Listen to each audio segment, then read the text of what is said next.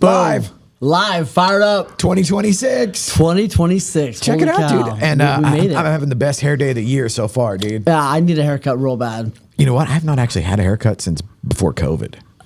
What? Oh, yeah. I do the Little House on the Prairie thing where I'm just There at you the go. house just every once in a while. Yeah, I like it. Yeah.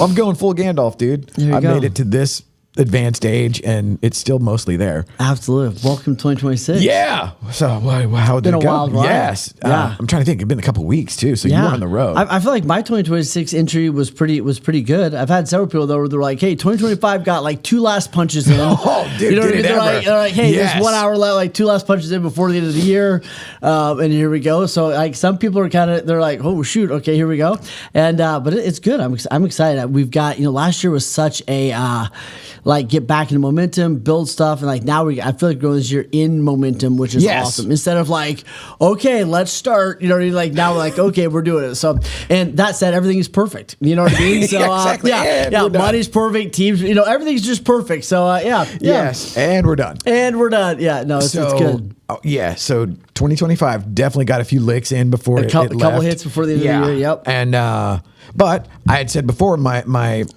word for the year for 2026 is connection, because over the past say 18 months or so, it's been this crazy confluence of events where folks are coming together based on where, like, I don't know, I just feel like the Forrest Gump of DFW real estate sometimes, where so like, for example, in November we did or it might have been even December, see, it all runs together, but the gals did their event at Metrotex, good. Yeah. and it was like everybody there has been in here, and either has a show or done a show or been on a show or whatever, and then we're recording the whole thing, and it's like, wow, okay, so even though of course it was all their talent and their gifts or whatever that were being accentuated and put on display, I couldn't help but feel like, okay, I'm at least tangentially, I'm like 7 degrees of Kevin Bacon from this, and that was awesome.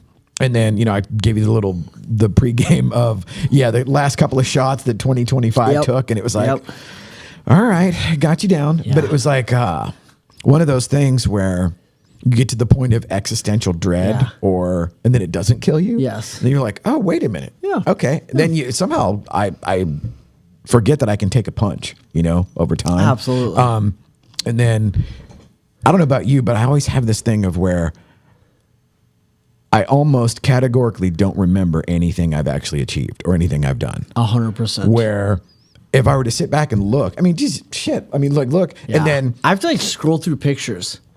Like, and I get my clients to this, hopefully every quarter, at least once a year, where we write down some of our wins from the year. And it's amazing. I'll sit down and be like, you know what I mean? I'm like, did I have any, I'll literally scroll through my phone and be like, oh yeah, I did this. We went to this concert. We did this event, this transformation, this screenshot of this client, telling me that, they got number one, whatever it is. So now I'll literally take pictures because I know I'm going to go back and just screen through them to find my wins, because it's amazing how many wins we have. Here's what happens. I know what it is. Like when bad things happen, we go, I never want that to happen again. So we remember that. It's like if our memory is like this big lake. Like good memories, we throw in the big lake and we're like, oh, I don't need to remember that. Like it worked out. So floats to the bottom.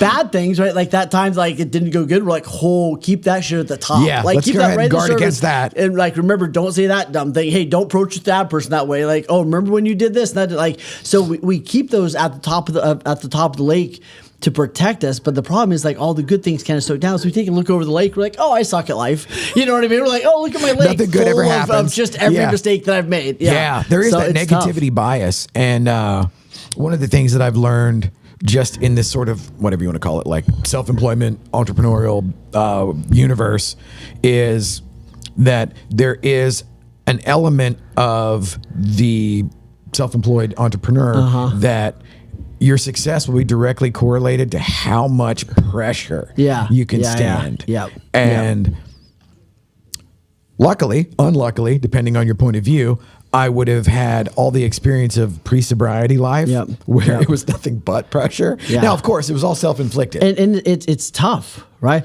It's interesting. I was on my way here this morning talking to one of my good friends, Kendra, shout out.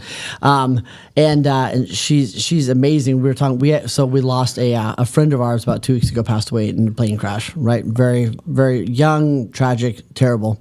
So we've been just kind of checking on each other, how are you doing? And it was interesting. So this morning we're like, how are you doing?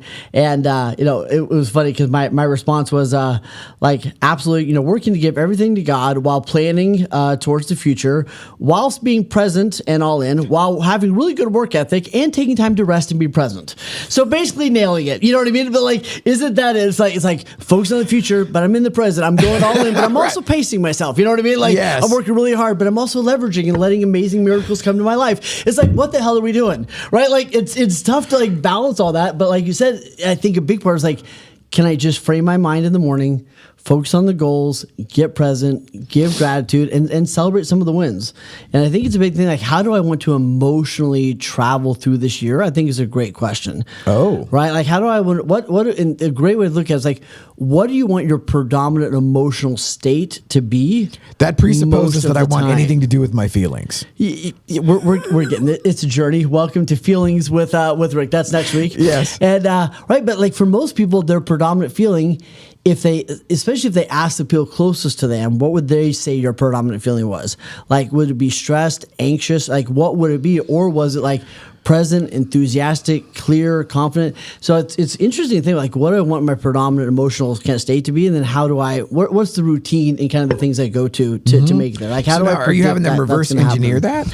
Absolutely. Okay. What leads to clear and focused and confident, what leads to that stuff? And I think that's the key. It's how can I make it almost impossible for that not to show up, right? If I take care of my body, if I do the key things I need to do to grow my business, if I do these key things, it's almost impossible for me not to have this kind of experience. Make sense? Yes. And so one of those things is, I'm in the world of recovery or whatever, where there's a lot of spirituality. It's non-denominational as far as just basic recovery, but there's the higher power, there's all of that stuff, and let's just say it's faith-based on many levels.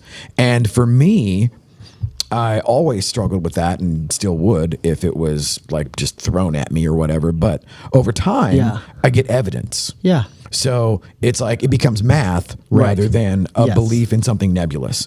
And so that counts too for just the ass kickings of, again, self-employment, entrepreneurial universe, whatever you want to call it. Yeah. And I don't know about you, but I've always had this thing too where once I learned to be responsible for the effort, not the outcome, it allows me to have multiple, balls in the air, but none of them are life or death. And then every so often something comes along that's really important, which was my Christmas dark tea time of the soul, where it was okay, this is not going as planned. Right. And the idea that, it was somebody said it to me and they're well, so far you've survived 100% of the shittiest days of your life. Yes. It's that's valid. And most of the worst case scenarios that I spent the most time fretting about didn't actually come to fruition. Yes. You know what I mean? Like most of who was it? I think it was Mark. I was going to say yes. Some person. It was Mark Twain. Yes, exactly. Or Eleanor Roosevelt. We don't know. You know what I mean? But most of the terrible things I've experienced never actually happened. Yes. I just experienced them in my mind and agonized over them and over, and they never actually came to fruition. So it's okay to go, hey, worst case scenario is blank. Okay, put that away, and then get back to the present. So here's one for you. So I'm a huge fan, and it was weird that I'd only found this guy maybe within the last couple of years, 2.5 years. Yeah. Neville Goddard is one of the abundance. He would be like Wallace Wattles or the Think and Grow Rich, Napoleon. You know, all is that. he the black guy with the really good beard? No. Okay. So this is a guy. It was the weirdest combination. He was like a British guy from Barbados in the 30s, 40s, and 50s. Okay. Yeah, and he was, and this would shock everybody that knows me. He's based in like a Christianity type of mindset, but not in the way that standard westernized versions and American versions of like storefront brand name churches would do. It's not like a prosperity gospel way. Like, God wants you to have a Ferrari. Right. It's like, thank you, God. It's not that. But it is this idea that it's manifesting in the woo-woo sense of, and it ties into what you just said, where the worst shit that ever happened to me didn't really happen. Correct. It was all in my head. Yeah. You can flip that. Yeah. And start thinking and feeling as if the best things. So it's like the flip side of that coin. And then he uses like biblical, references or whatever, but he uses a metaphor and illustrations of the human condition. Yeah. So like the one I listened to the other day was about Jonah and the whale or whatever. And it's like, as a little kid, I'm like, really? Like swallowed by a whale? But the idea was, and if I'm remembering this correctly, I didn't really pay attention in Sunday school. I think you missed a couple classes. Yeah, keep going. Yeah. I skipped vacation. Jonah and the pterodactyl, but you're close. You're close. Yeah. But the idea was that Jonah refused his mission, and that was the point of it. And it was like, oh, okay. And so it also ties into the Joseph Campbell hero's journey, where there's the call to action, and almost every time in mythology, the someday soon to be future hero says no. Well, and there's a struggle, and then there's a boss at every level. Yes. Right? At the end of every level, there's like the big boss, and it's like, oh, okay, I thought I was there. I went through all the struggle. It's like, nope, one more. And I was having this conversation with somebody recently where they were struggling with one of the things in recovery is you have to make peace with, I have a history of shitty decisions. Right. And like those had consequences that absolutely ruined giant chunks of my life. Yes. And at the time, they seemed well informed. Yeah. Or they were done out of negative emotion or whatever, like some sort of like, I'm going to wreak vengeance or whatever. Yeah. And to make peace with that, where you're the final boss in everything that is wrong with you. Yeah. Because until you get the accountability that is required to get past it. Yeah. And if you're just put upon by everything, I'll throw out Job there, it's like, okay, that dude would have had every reason in the world to feel put upon. Right. Because he was absolutely put upon. Yeah. But the idea is, if you can take the accountability for your part in that, it makes it way easier to get past it. Absolutely. Now, I say that and it's like, I've been sober for 21 years and I've probably been doing it for about a half an hour. Yeah. Yeah. No, you're good though. You're good. So it balances out. So that's been my thing. And then having the word be connection for 2026 and then having everything like all roads lead to Rome. Yes. But dude, some of them, they not only take the long way around the barn, they loop the barn 6 or 8 times, go the other way for a minute. Absolutely. Yes. There's no linear and there's no hockey stick to any of this. It's been this weird circuit, and I'm super stoked for 2026, which usually I'm ambivalent. I'm like, more of the same, whatever. Yeah. But now it's like, it actually, when you can start to see the pieces of the puzzle, it's like, okay, for the longest time I was just working on the box lid. Yeah. It's like trying to find the pieces scattered all over the house, a couple in the yard, a couple in the woods. It's like, is that a corner piece? Yeah. So to that.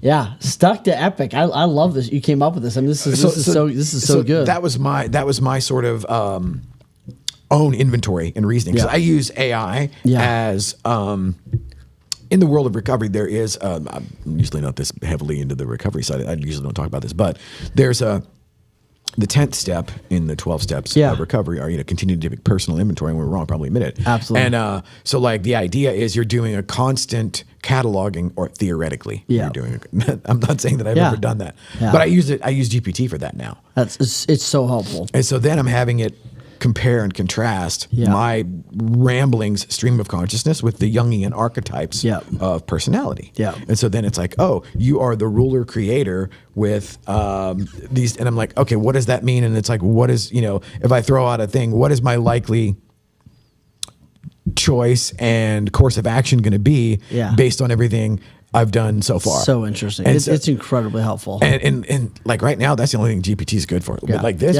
through Gamma and a bunch of other stuff, awesome. Yeah, it's amazing. Well, and I think like you want to go from stuck to epic, and I think a lot of people, it's easy to feel stuck. And one of the best things you can do to get out of stuck or to get out of overwhelm is clarity, right? And I think clarity goes like you said, an honest assessment of where you are. And I think that doesn't mean just beating yourself up. I think sometimes people just go like, well, I suck at this. Like their honest version is just beating themselves up. That's not what we're looking for. We're looking for, like, if you were coming in as a coach or as a strategist, where it's going like, okay, here's where we are. Here's what's good. Here's what's not good. So like the honest assessment, I think is good. And then figuring out like, what do you want for 2026? And I tell you what, every single person that has ever taught how to achieve your goals or any of that, right? They've always said, like, keep your eye on the prize, figure out where you want to go. And like, if you don't know where you want to go, right, it's all for naught. So I think getting clear on like, where do you want to go, getting crystal clear on that, and then holding it lightly, right? Which is the messed up part. So it's like, get really clear, like, hey, here's where I want to go. Strong beliefs loosely held. Yes. And then it's like, here's the direction I'm going to build. And man, I'm so passionate about this because I think every single person deserves to have a clear vision, but then a custom tailored map to get where they want to go, right? Which is this part, right? So it's like, okay, here's where I want to go. And back to our point earlier, like, what would it take with almost absolute certainty to achieve this goal? Well, if I talk to this many people a day, yes, at least this many are going to say yes, at least, right? So it's like, what would it take? What's it going to take with absolute certainty to be able to hit this? And I think you should be able to take every single one of your goals. And it's like, hey, if I have a 500 calorie deficit every day, like, I'm naturally going to lose weight, right? If I talk to 100 people a day and say, do you want to buy or sell a house? Somebody's going to say yes, right? Yeah. Well, it's like, have you built it into like the daily actions that are mathematically certain? I was going to say, at a certain point, if you are willing to go there, it all becomes a math problem. It is. It's a math problem. You know, and so like my thing now is visibility and scalability. And so like I have the VAs right now cataloging like, okay, who were our top 25 clients for 2025? Yep. And then I'm going to have Rebecca on the phone, invite them in to be interviewed by me. Yeah. Where it's like, okay, now it's going to be like this appreciation thing. And then I'm now, I might regret this, but I'm open to the idea of like, hey, where do we suck? You know, like, or what do you hate about real estate photography or real estate photographers? You know, that sort of thing where suiting up and showing up is one thing. And then now suiting up and showing up and the idea of the clarity of being right sized. Be, who you are, where you are. You know, I always say whenever we're doing content for people, it's like, well, let's try to get your personality in there. Like, so like what's on the label matches what's in the can. And that way you're never playing a role. Correct. And when people see you digitally and then they meet you in real life, it's the same. And you're never weirded out by it. No. Well, and that's the cool thing. What you're talking about is like, this is kind of a circle because then you take massive action. Right? And it's usually massive action is what it requires. But then you do this again, right? So you're taking massive action, and then once a week, you have some reflection. Once a month, you have deeper reflection. Once a quarter, you go real deep, right? But then you go, all right, where am I at? Cool. Intention, direction, execution, right? So it's not a one-time, hey, I'll look up in December and see where we landed, right? You know, which is how most people do. It's a circle. It's a cycle. And if you can come into a routine of that and consistent of that, that's where the magic happens. And going back to my word of, connection or whatever for 2026, the biggest thing was like, yes, of course, I was just sitting around or on the way here or whatever, formulating these ideas. But it was like, and yes, of course, if I could stuff more time into the, or more on my plate, I could do all of that myself. But the idea of like, okay, let's have an assistant look up the data. Let's have Rebecca coordinate. And then of course, Austin will be here whenever people come in. And then, okay, all I had to do is have the idea and then delegate. Be the director. And then have it all. So this is a microcosm of what I want 2026 to be. And so then it becomes a matter of, well, how do I do that? Well, the first thing is I have to tell myself the truth. Because it's kind of, I don't know, basically embedded in everybody that has some sort of addiction problem or addictive personality, that distraction plays a big role in whatever you're doing. And the idea of, okay, I'm feeling a certain way and well, we're not having that, let's do something about that. Correct. And it's at least for me, it was never, let's address that in the source and like, let's talk through it. It was never that. It's like, okay, could we just get a case of beer and like, not? And I mean, I think distraction kills more dreams than failure usually does, And I think our phones and our devices and everything else have become this way to get out of uncomfortable moments. It's like, hey, I'm feeling uncomfortable. Cool, scroll. Or there's something tough I need to do. I'm gonna go look at this or whatever. And I think it's become a numbing tool more than anything else. And it allows us just to not stay focused. So focus and now is your superpower if you know how to use it. And telling other people. there's what I don't know the cliched phrase where it's like a trouble when talked about is halved and a joy is doubled, or but clearly that's not my wheelhouse. And more from your book coming up. More from readings with Rick. Yes, yeah.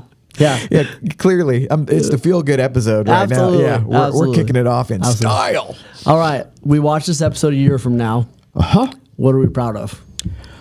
I'm going to throw it out there that we meaning I actually followed through with everything, because it's like, man, I was always like really fast out of the gate. So give me one or two though. What specific things? What do you want to be proud of a year from now? The further extension and entrenchment of my network.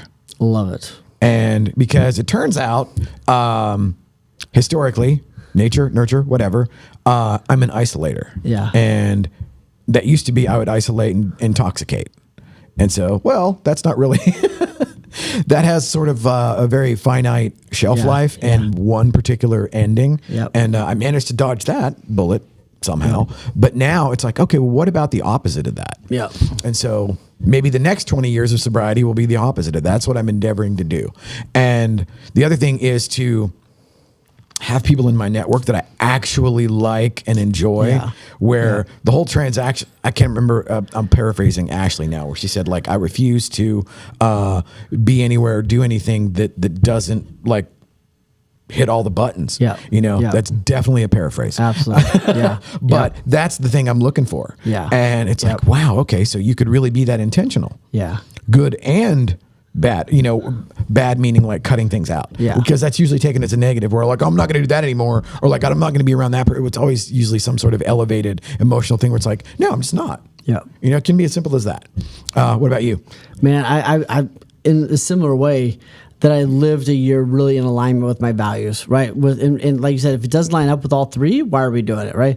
And for me, it's like, it's fun. It's got to be enjoyable. It's got to be fun. It's got to make a really positive impact, and I've got to be growing at the same time, right? So if we're doing all three of those, that's great. So leveling up our clients, nailing our events, getting my team, like you said, I'm more of the director mode, less of doing the things, and just keep leveling them up is beautiful. Yes. So all right, brother. That's it. Let's go. 2026. Happy New Year. Here we go. Boom.